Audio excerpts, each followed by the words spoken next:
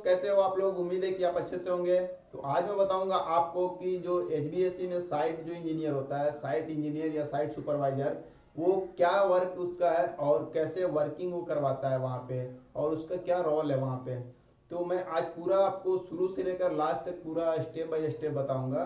तो ये आपको काफ़ी नॉलेज का वीडियो रहेगा। मैं काफ़ी दिन से वीडियो नहीं बनाया था, तो रीज़न ये है कि मैं बीमार हो गया था, इसलिए आज मैं काफ़ी दिन बाद आया हूँ। और अगर आप मेरे चैनल पे नए हो तो सब्सक्राइब जरूर करना, क्योंकि ऐसे मैं एचबीएससी से रिलेटेड डिजाइनिंग से लेकर टेक्निकल सब चीज़ का मैं नॉलेज देते रहता हूँ। तो चलिए मैं वीडियो को स्टार्ट करता हूँ। लेट स्टार्ट गो।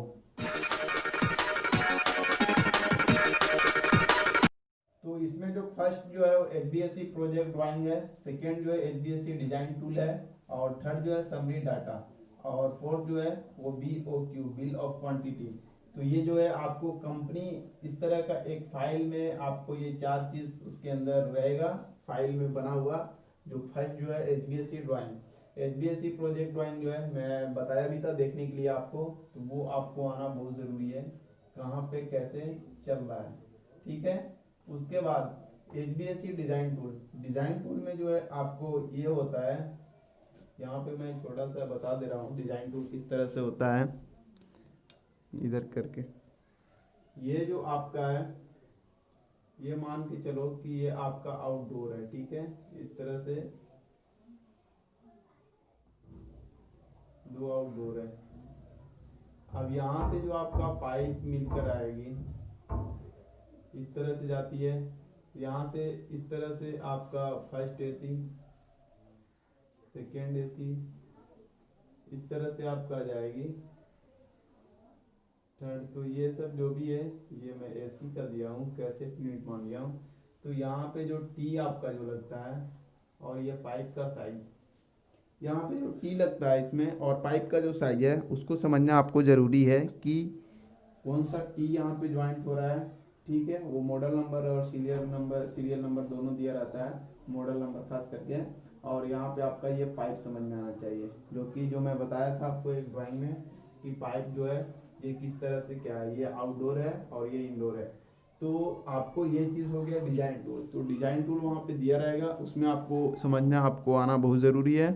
उसके बाद जो नेक्स्ट है समरी डाटा। समरी डाटा मैं एक बहुत पहले वीडियो बनाया था, तो उसमें मैं दिखाया हूँ समरी डाटा में किस तरह से क्या। समरी डाटा में ये है कि आपको इस तरह से पूरा डाटा बनाया रहेगा, एक्सेल पे रहता है। एक्सेल से प्रिंट आउट करके कंपनी आपको देती है कि कहाँ पे किस रूम में कौन सा एसी लगा हुआ है, और कहाँ पे कौन सा कितना टन का एसी है। ठीक है, और कहाँ पे जो है आपका कहाँ पे टोटल कितना एचपी का है, तो वो आपको बताएगा। यहाँ पे टोटल एचपी बताएगा, यहाँ पे 16 एचपी 20 एचपी जो भी है, तो डिवाइड करके पूरा आपको उसमें एक्सप्लेन करके दिया रहता है। जो आपका एसी है उसका आपका जो है यहाँ पे सीरियल नंबर, और आपका जो सीरियल नंबर रहता है उसके बाद जो है उसका मॉडल नंबर भी रहता है। तो इस तरह से दिया रहता है, तो उसमें आपको काफ़ी समझ में आ जाता है कि कौन सा रूम में मुझे कौन एसी लगाना है, कौन सा मॉडल का। तो इससे आपको ये चीज़ इसमें क्लियर समझ में आता है। उसके बाद नेक्स्ट जो है बीओक्यू, बिल ऑफ क्वांटिटी। मैं पहले बताया था कि बीओक्यू का मतलब बिल ऑफ क्वांटिटी। आपका एक लिस्ट रहेगा, लिस्ट में क्या होता है कि पूरा उसका जो आपका प्रोजेक्ट जो रहेगा, प्रोजेक्ट ड्राइंग जो रहता है, कि पूरा प्रोजेक्ट के बारे में बताया रहता है कि आपका उसका कितना बिल आ रहा है उसका, और उसमें कौन कौन सा मटेरियल लगा है, कौन सी कंपनी की है, और उसमें जो प्राइस है वो भी शो किया रहता है। तो ये बहुत काफ़ी इम्पोर्टेंट है। तो बी ओ क्यू आपको वहाँ पे ये ज़्यादा कुछ नहीं वहाँ पे लिखा रहता है, तो इसको समझने के लिए आपको पढ़ने के बाद आपको खुद समझ में आ जाएगा। ये तो हो गया आपका जो चार स्टेप है, ये कंपनी देती है। उसके बाद आपको क्या आना चाहिए वो मैं बता रहा हूँ। यहाँ पे दिख रहा होगा आपको, जो फर्स्ट है, पहला आप साइट पे जाते हो तो साइट पे जो आपके पास चार बंदे देंगे, चार जो है वो उसमें से दो मान लो कि दो टेक्नीशियन रहेंगे। ठीक है, और दो हेल्पर, कितना भी दे सकते हैं। तो ये फर्स्ट आपके इसके साथ आपको जाना है, या आपको वहाँ पे साइट पे जो आप जाओगे तो वहाँ पे आपको ये चीज़ बंदा को कंपनी है ना प्रोवाइड करेगी या कॉन्ट्रैक्टर को देगी, तो कॉन्ट्रैक्टर आपके साइट पे आएगा। ठीक है, उसके बाद आप साइट पे जाने के बाद आपको पहला जो है ये मैं फर्स्ट में बताया था, डिज़ाइन ड्राइंग जो है आपको आना चाहिए। तो डिजाइन ड्राइंग जो है वो आपको आना चाहिए, क्लियर समझ में आना चाहिए कि कहाँ पे कैसे आपका मशीन लग रहा है। तो ये चीज़ हो गया। ठीक है, उसके बाद आपको ये चीज़ आपका जो टेक्नीशियन है उसको समझाना पड़ेगा, और टेक्नीशियन ऑलरेडी समझा हुआ भी रहता है, क्योंकि उसको काफ़ी एक्सपीरियंस होता है, तो उसको ज़्यादा समझाने की ज़रूरत नहीं होती है, बट वो समझ जाता है। कहीं पे कुछ आती है प्रॉब्लम तो उसको बताना होता है। और दूसरी जो है ये तो आपको मेन है। ठीक है, जो मेन आपका ड्राइंग है, ड्राइंग से ही वर्किंग होगा। उसके बाद आपका जो है मटेरियल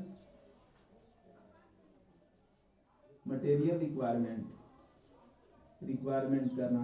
जो कंपनी आपकी है वहाँ पे आपको बोलना पड़ेगा कि मेरा इस साइट का है ना, ये जो लिस्ट आपको मैं बताया था एक मैं वीडियो में बताया था कि किस तरह से आपको साइट पे जो है रिक्वायरमेंट मटेरियल करना रहता है, वो मैं बता दे रहा हूँ।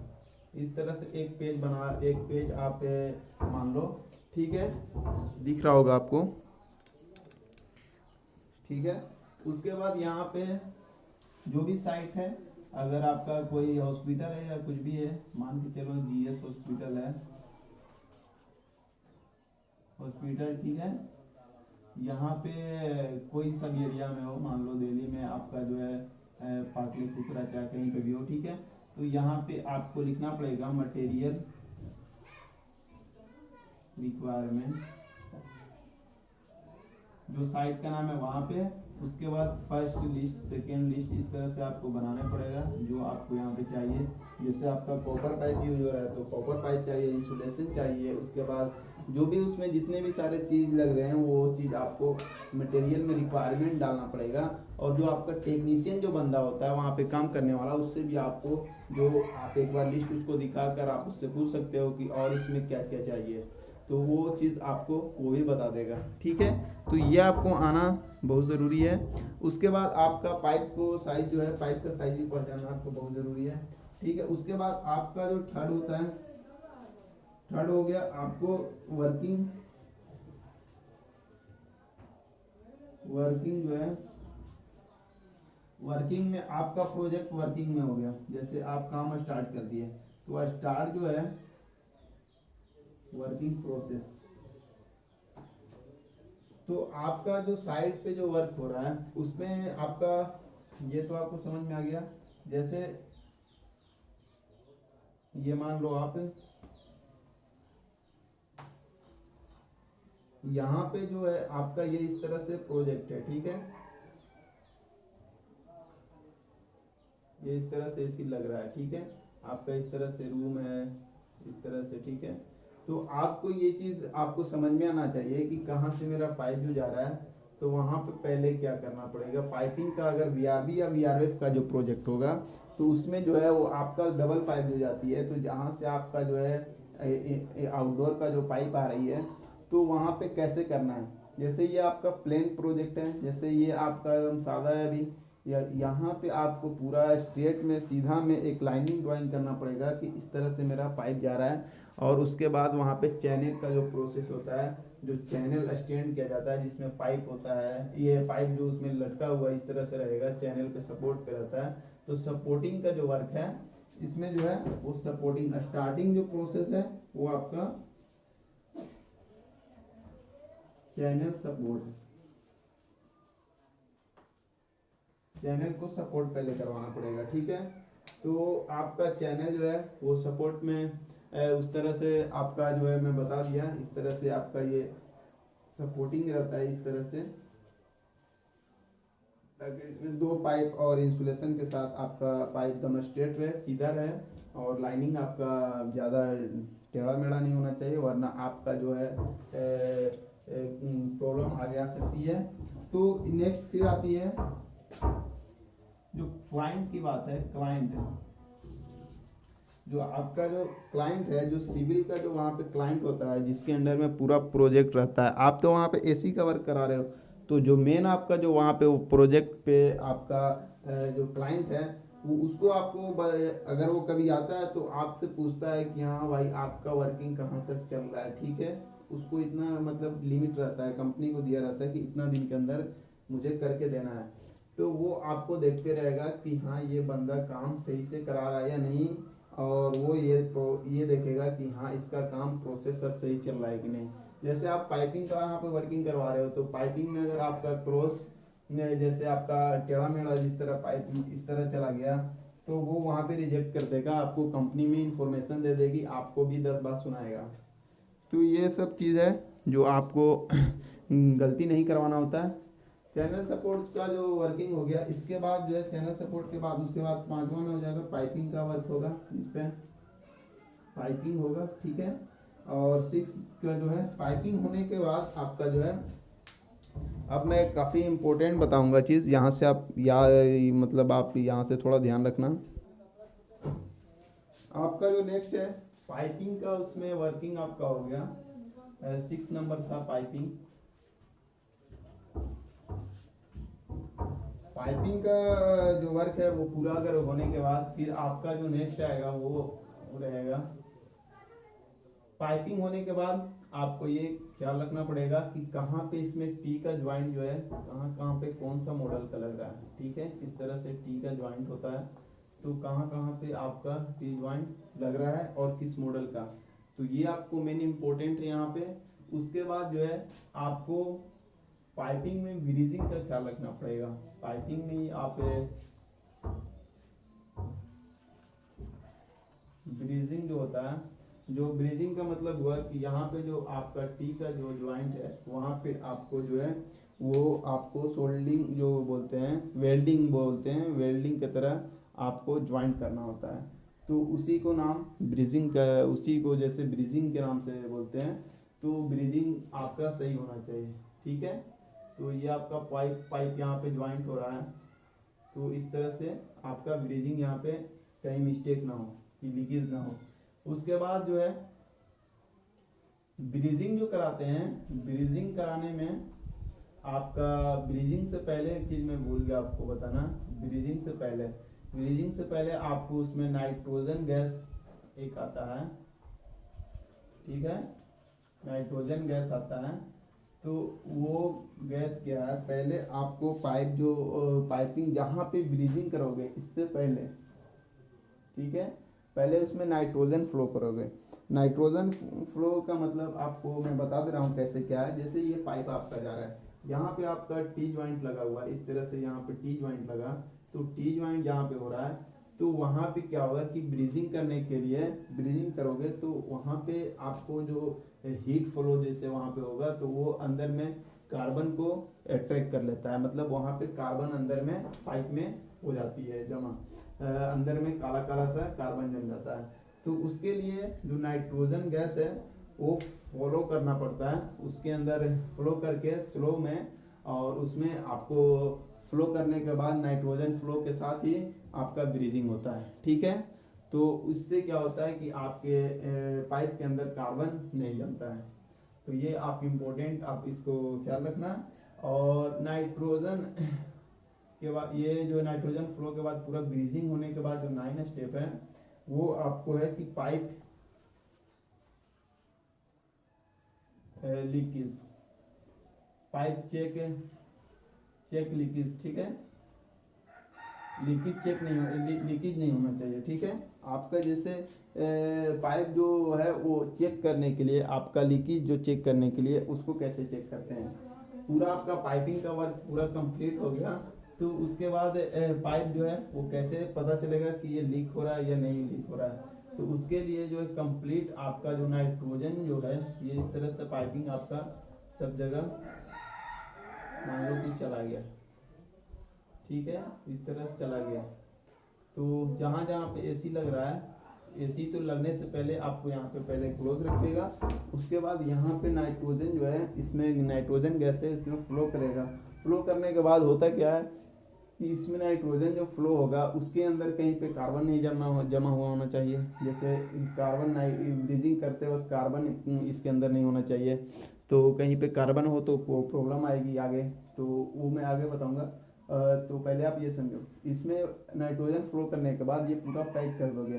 पैक करने के बाद आपको 2-3 घंटे से आपको पता चल जाएगा, या आपको नेक्स्ट डे ऐसा हो जाता है कि शाम तक आपका कि ये वर्किंग हो गया। तो इसमें नाइट्रोजन फ्लो करने के बाद नेक्स्ट डे इसमें आपका टेम्परेचर ये क्या बोलते हैं PSI चेक होता है कि आपको इतना आपने फ्लो किया, ठीक है।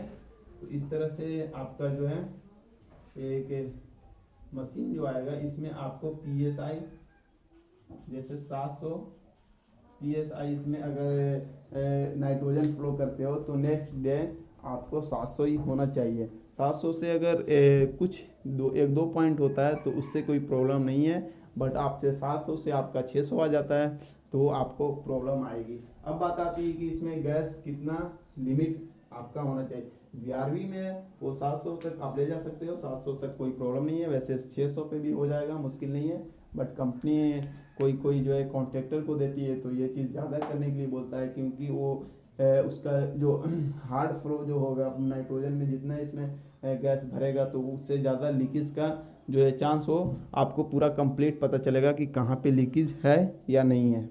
तो ये आपको समझ में आ गया होगा। उसके बाद जो है नेक्स्ट है इसमें आपका जो है जो ये सब एल्बो ये सब जितने भी लग रहे हैं ये पूरा पाइपिंग में ही होता है, ठीक है। उसके बाद जो है आपका ड्रेन पाइप का वर्क होगा। ड्रेन पाइप जो है ड्रेन पाइप जो है वो क्या होता है। ड्रेन पाइप जैसे ये एक AC लग रहा है, ठीक है। तो AC लग रहा है तो आप देखते होंगे कि आपका AC के अंदर एक पाइप जो है वो पानी के रूप में आपका जो गिरता है, तो उसको जो है वहाँ से कनेक्शन, जैसे ये AC है, ठीक है, ये AC है, यहाँ से आपका ड्रेन पाइप इस तरह से आपको ज्वाइंट रहता है यहाँ पे, तो इस तरह निकालना होता है। तो ड्रेन पाइप का जो वर्किंग है, जैसे AC जो चल रहा है आपका तो ज़्यादा कोल्ड करेगा तो मॉइस्चर जो बनाता है तो वही मॉइस्चर अंदर हो जाए, AC के अंदर रहता है, तो वो आपको साइड में निकाल कर उसको फेंकना होता है। तो वो आपका पानी जो एक्स्ट्रा बोलते हैं उसको, तो वो आपको उसके लिए ड्रेन पाइप यूज करना पड़ता है। तो ड्रेन पाइप जो है वो एक नॉर्मल, ये जो आपका जो पाइप जा रहा था ये कॉपर पाइप होता है, ये जो है PVC पाइप होता है, नॉर्मल PVC पाइप जो होता है तो 25 का होता है, 32 का भी होता है। तो इसमें जो भी आपका जो है वो वाटर जो है वो आएगा, तो इसके लिए भी रास्ता आपको देखना पड़ता है कि कहाँ पे ड्रेन पाइप को गिराना है। तो जहाँ पे आपका जो है वो पहले से ऑलरेडी किचन कहीं पे हो तो किचन में ये चला जाता है, तो उस तरह से आपका इसका वर्किंग करना होता है, ठीक है। और इसमें जितने भी पाइप जा रहे हैं उसके साथ इंसुलेशन जाएंगे, इंसुलेशन भी लगा रहता है ताकि इसके अंदर जैसे ये ज़्यादा कोल्ड रहता है क्योंकि ये ठंडा इसमें रेफ्रिजरेंट जाता है, तो ये मॉइस्चर बाहर गर्मी को ज़्यादा हीट नहीं करे, पाइप को ज़्यादा मतलब है ना कोल्ड ही रखे है, तो इसलिए आपको इंसुलेशन का यूज होता है। तो ये आपको समझ में आ गया होगा। उसके बाद जो है आपको मैं बताता हूँ, ये ड्रेन पाइप का वर्क हो गया। उसके बाद 11th है, ये ड्रेन पाइप है, आप याद रखना। उसके बाद 11th है आपका जो है वो आपका AC लगाना होता है। AC लगाने के लिए आपको इस तरह से मॉडल नंबर, सीरियल नंबर जो भी है आपका AC जहाँ जहाँ पे जिस रूम में यूज हो रहा है उसको फिट करना होता है। तो यहाँ पे एक रूम है, ये इस तरह से जैसे वर्किंग चल रहा है, ठीक है। तो इस रूम में आपका एक AC लगा हुआ है, इस रूम में भी एक AC है। तो जो मॉडल यहाँ पे सीरियल नंबर और मॉडल नंबर दोनों दिया रहता है, तो ड्राइंग में आपको ड्राइंग के अंदर तो नहीं, आपका डिजाइनिंग टूल के अंदर दिया रहता है इसका मॉडल नंबर, सीरियल नंबर, तो वो आपको करना होता है, ठीक है। उसके बाद जो नेक्स्ट है आउटडोर के लिए जो है आउटडोर तक जो पाइप जाती है, तो आउटडोर शिफ्ट करने के बाद पूरा कंप्लीट इंडोर से लेकर आउटडोर से लेकर इंडोर, ये आपको ऊपर में जो आउटडोर रहता है उसमें आपको कनेक्शन करना होता है, ठीक है। पूरा कंप्लीट आपका ये वर्किंग हो जाएगा। तो इसका जो है आपको टोटल इंस्टॉलेशन हैंड ओवर। पूरा आपको वो जो साइड का जो वर्क हो गया यही पूरा मेन आपका है। जो लास्ट में आप एसी जो कंप्लीट उसके देखो अब होता है क्या है कि ये जो आपका जो क्या बोलते हैं एसी इंडोर और आउटडोर के अंदर पाइपिंग का पूरा वर्किंग प्रोसेस हो गया। उसके बाद इंस्टॉल हैंड ओवर जो बोलते हैं, तो इंस्टॉलेशन का मतलब हुआ कि आप पूरा कंप्लीट वर्क मतलब साइट का पूरा कंप्लीट वर्क जो है वो हैंड ओवर करके आप मतलब वहाँ पे जो क्लाइंट है उसको आप दे दिए कि पूरा कंप्लीट एसी चल रहा है, कहीं पे कोई प्रॉब्लम नहीं आ रहा है। तो एसी चलने से पहले आपका जो है वो आपका गैस डलेगी इसमें आउटडोर से। आउटडोर यहाँ से ये जो पाइप जो है ये आउटडोर मान के चलो, यहाँ तो आउटडोर है फिर छत के ऊपर मान के चलो ये 3rd फ्लोर पे ये 4th फ्लोर पे है। तो इस तरह से रहता है। और आपको जो है ये आउटडोर से आपको रेफ्रिजरेंट भरना होता है और आपका जो है वो फिर प्रोसेस पूरा रेफ्रिजरेंट फिल हो जाएगा। उसके बाद आपको एक चीज़ और बता दे रहा हूँ, इसके लिए रिमोट होता है। तो एक कैसेट यूनिट ये सब होता है, उसके लिए वो ये मैं बताया था एक लेक्चर में आपको। जो रिमोट एक कंट्रोलर होता है और एक आपका सीआरसी होता है। सीआरसी से पूरा आपको 10 एसी लग रहा है, तो 10 एसी आपको कंप्लीट वर्किंग वहाँ पे आपको प्रोसेस यहाँ से ही एक सीआरसी मशीन छोटा सा लगा रहेगा, छोटा सा आपका इस तरह से रहता है। इसमें एक तरह से लैपटॉप छोटा सा मान लो मोबाइल की तरह ही, तो वो मैं दिखाया भी था। तो उससे पूरा ऑपरेट होता है कि कौन एसी बंद रखना है और कहाँ कौन एसी ऑन करना है। तो एक ऑपरेटिंग रूम में ये लगा हुआ रहता है, ठीक है। तो वहाँ से ही ऑन ऑफ का सिस्टम है, ठीक है। तो एड्रेसिंग का एक होता है, एड्रेसिंग जब एसी ऑन करते हैं तो एड्रेसिंग करना होता है। एड्रेसिंग का वो जो सिस्टम है वो आउटडोर और इंडोर जो है वो आपको मैच करना चाहिए कि ये 1st नंबर एसी 2nd इस तरह से इसके अंदर आउटडोर के अंदर ओपन करके आपका जब रेफ्रिजरेंट फिलिंग करने के बाद वो मिलाता है तो वो पूरा आपको कंप्लीट आपको समझ में आना चाहिए कि कहाँ पे आपका एसी कहाँ पे कहाँ स्टेप बाय स्टेप जो है वो आपका प्रोसेस चल रहा है कि नहीं। अगर कहीं एड्रेसिंग गड़बड़ हो जाता है तो कोई एसी में आपको प्रॉब्लम आ जाती है, नहीं चलता है, तो आपका सिस्टम प्रॉब्लम से होता है। तो सेटिंग करना होता है आउटडोर में टोटल। तो आज के लिए मैं उम्मीद करता हूँ कि ये वीडियो काफ़ी अच्छा लगा होगा आपको। और नेक्स्ट वीडियो में मैं रेविट का लेक्चर स्टार्ट करूँगा। ऐसे काफ़ी नॉलेज के लिए आप मेरे चैनल को आप लाइक और सब्सक्राइब, नए हो तो सब्सक्राइब करना नहीं भूलें। तो थैंक यू।